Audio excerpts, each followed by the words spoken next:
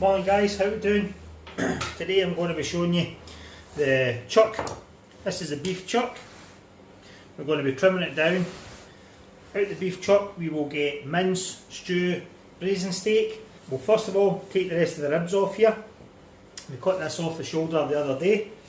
So we will quickly just remove these ribs.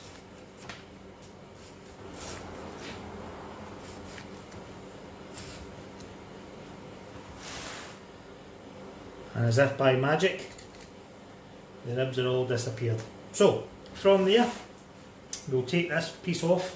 There's a natural seam. Here it's there, see the seam?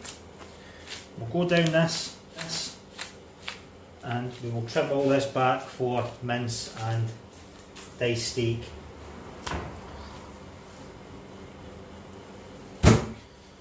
Small lean piece up the top, cut that out. See that big lean muscle there? We'll take that off. I'm going to try and keep it there so that the camera can see it. Again, following the seam. And that is a lovely big lean muscle. And we'll trim that down for lovely diced steak for the cabinet. So as you can see, it's a bit rough looking in this stage, but us butchers know how to trim it all nicely for the customers. Taking all that heavy, unwanted fat off the muscle. Now, anything you buy shoulder, i.e. brisket, diced steak, braising steak, these are all cuts that are designed for slow cooking because they're from the shoulder, they work the hardest on the animal, and muscles that work the hardest are the toughest muscles. Now there's a wee nice muscle. We've just taken off that piece here, and look, all trimmed nice. We'll get that diced up for the cabinet and that'll be beautiful. So it's beginning to take shape. This large muscle here, this is the chuck, we'll get that into a nice wee cube, ideal for braising. We have a lean piece here, we'll take that off, again following down the seam here. Catch that, we'll peel that back. There we are. Again, put it up there for further processing. Now this piece in top of the muscle is a hard piece of gristle.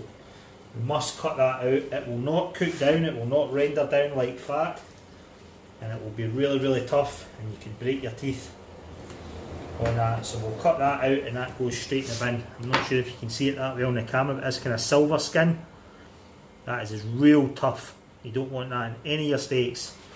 So we'll trim that off, just put my knife in and glide underneath it. And we'll start lifting it up as we go along. There you are, you can see that's really tough. Really tough. You don't want that. Now, this piece here and this here, we're going to cut them away for mince. They're a wee bit kind of tougher. There's some wee bits of skin and connective tissue, but they're very thin and they will just cook away. So if you're grinding it down for burgers or mince, these will just melt away into the batch, whatever you're making. So we don't worry too much about them. We just get rid of all the excess fat and skin. A few pieces for diced steak, a few pieces for mince. A nice lean piece for mince that. We'll chop that up again for further processing. Now, this is beginning to take shape a bit better now. Look, we're almost left. We're kind of diamond shape. So we're going to trim off the edges, keep it nice and square, and we'll get it ready for slicing down for braising or for dicing. So we'll just take our knife, we'll square it off.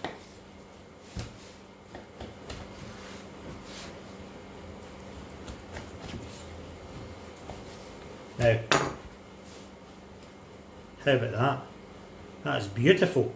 prime Scotch beef, lovely for braising. We'll get my steak knife, we'll cut a beautiful slice here.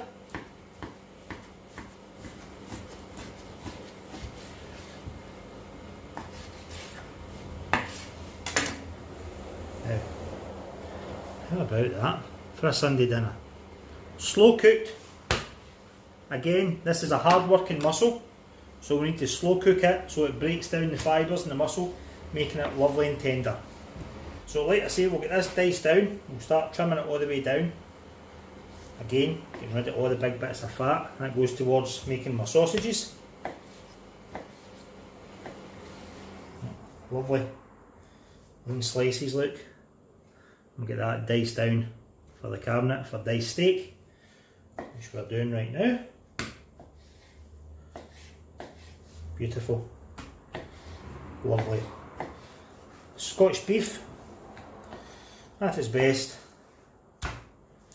sold right here every day at Alexander's Family Butchers.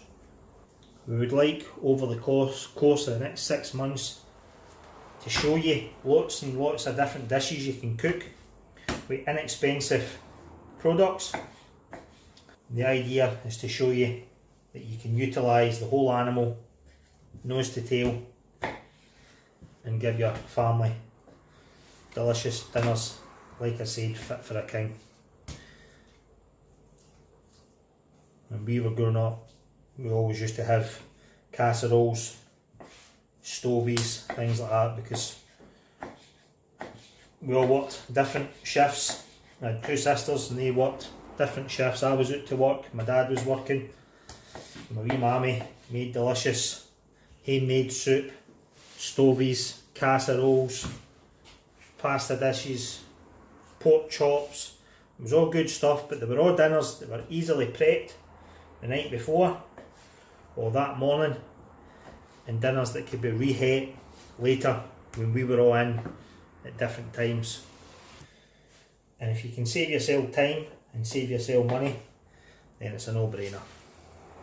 And especially in the winter, these kind of cuts are right kind of winter warmer, humble foods.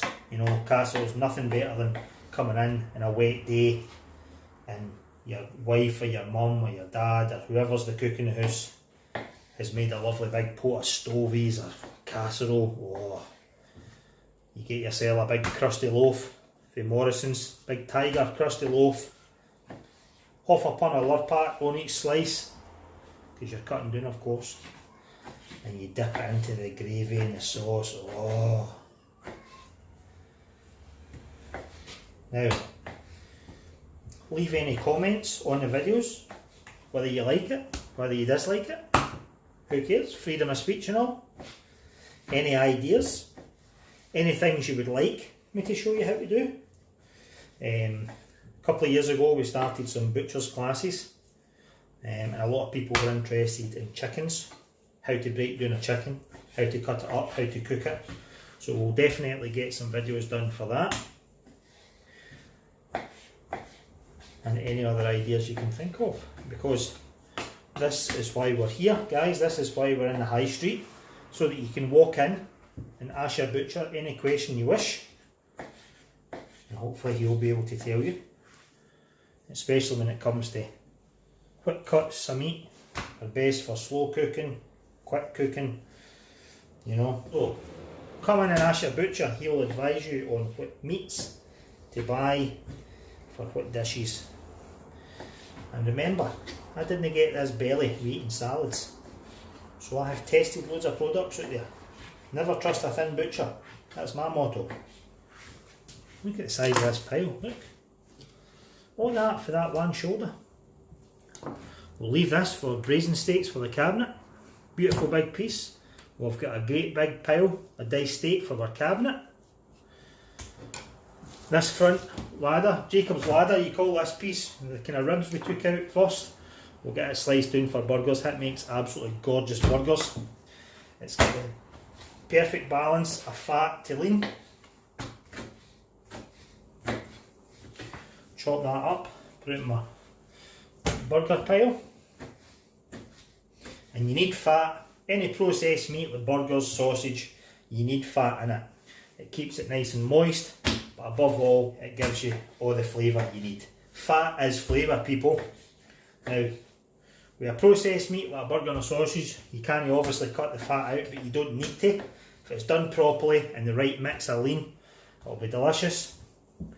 If you're buying a steak or a pork chop or something and you don't like the fat on it, simply ask your butcher. That would be me, Jim. Jim, could you cut that fat off? I'm not a big fan of fat.